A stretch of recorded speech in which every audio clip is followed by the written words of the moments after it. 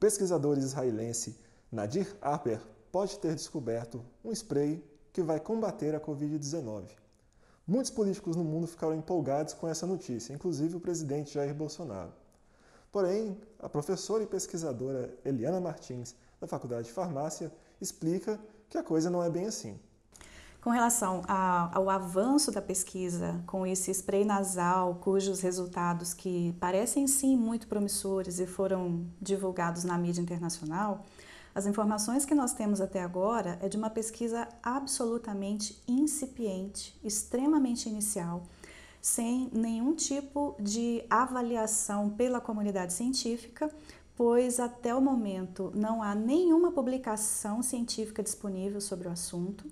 E a pesquisa que foi conduzida no hospital lá em Israel, ela nem sequer considerou uma das questões que são absolutamente indispensáveis em qualquer pesquisa clínica, que é o uso de um grupo controle, ou no caso de medicamentos, aquilo que nós chamamos de um grupo placebo, um grupo semelhante àquele grupo que está sendo tratado, mas que não receberá aquela medicação ou aquele candidato a medicamento, para que a avaliação clínica possa ser fundamentada nos resultados de maneira exclusiva referentes àquele medicamento que está sendo testado. Eu acredito que um ano e alguns meses de pandemia, de isolamento social, isso tem provocado um peso muito grande na cabeça das pessoas e, obviamente, isso gera um desejo enorme de que uma solução seja encontrada o quanto antes. Então, qualquer resultado, qualquer resposta que pareça ser um aceno, ainda que muito distante de uma solução em definitivo, claro que as pessoas vão se agarrar a isso com muita força, mas é necessário mantermos os pés no chão e a cabeça no pensamento científico, no método científico, para que nós possamos garantir de todas as maneiras a eficácia, a segurança, a tolerabilidade de qualquer coisa que venha a ser usada em pacientes que já estão debilitados. A professora Eliana consegue explicar como, supostamente, esse spray deve funcionar. Sempre que um organismo sofre a invasão por algum agente infeccioso, é despertada uma resposta imunitária com a finalidade de agredir e eliminar aquele agente invasor do organismo. Então, nós temos dois tipos de respostas. Uma que é chamada de resposta imune celular, que é um grupo de células do sistema imune que vão atacar aquele agente invasor. O outro mecanismo de resposta é a resposta imune que chamamos de humoral, que é aquela mediada por anticorpos, que depende de uma exposição a esses agentes invasores um pouquinho mais prolongada, para que as células capazes de produzir esses anticorpos, então, consigam fazer essa função. Lá naquela primeira resposta imunicelular, o que acontece logo após o ataque ao agente invasor, ao patógeno, é que as células imunitárias que executaram esse processo de fagocitose, elas começam a liberar moléculas que funcionam como sinais para recrutar outras células do sistema imune e então desencadear uma resposta imune mais poderosa. Esses sinais são chamados de citocinas. Quando essa resposta, mediada pela liberação exagerada de citocinas, que causa uma resposta imune inflamatória muito grande, é aquele processo chamado de tempestade de citocinas.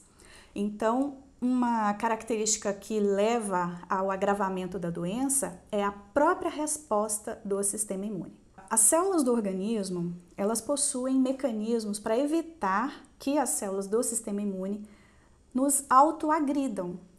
Para que esse mecanismo exista, as nossas células exibem algumas proteínas de superfície chamadas de marcadores do próprio, que são um sinal para as células do sistema imune dizendo: eu sou do seu mesmo organismo, então você não precisa me atacar. E um desses marcadores é chamado de CD24.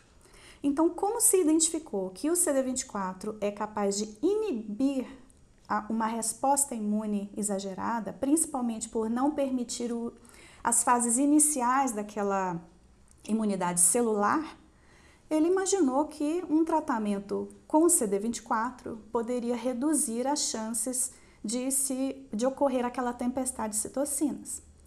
Acontece que esse CD24, que é uma proteína, ele não consegue transitar sozinho entre uma célula e outra. É preciso que essa molécula CD24 esteja inserida numa pequena vesícula constituída por fosfolipídios que são extraídos das próprias membranas celulares do organismo.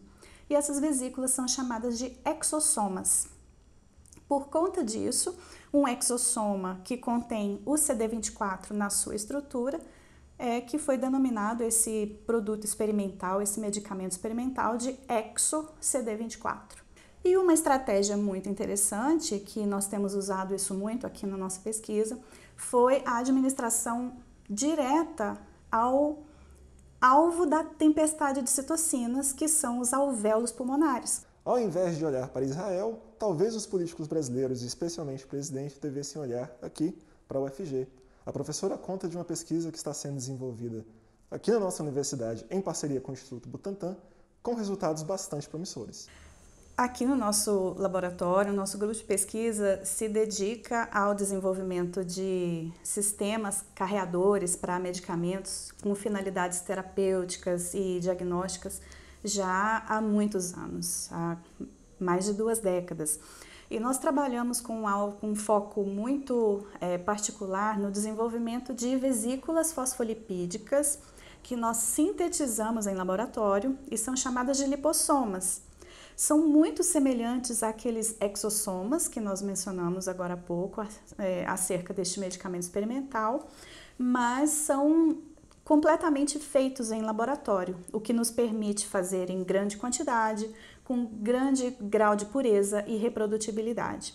E nós conseguimos fazer esses lipossomas com vários tipos de modificação de superfície, fazendo com que eles se pareçam com células biológicas, e com isso, essa foi uma das estratégias que nós usamos para um projeto que estamos desenvolvendo aqui, que possui várias interfaces, que é produzir uma dessas partículas capazes de mimetizar células biológicas com a finalidade de neutralizar a proteína S do vírus da Covid-19, do SARS-CoV-2, fazendo com que ele perca a sua capacidade de invasão celular. Então, nós estamos trabalhando nesse projeto desde o ano passado e agora estamos iniciando uma colaboração com o Instituto Butantan para que a gente possa, então, avançar nos estudos com o vírus propriamente dito.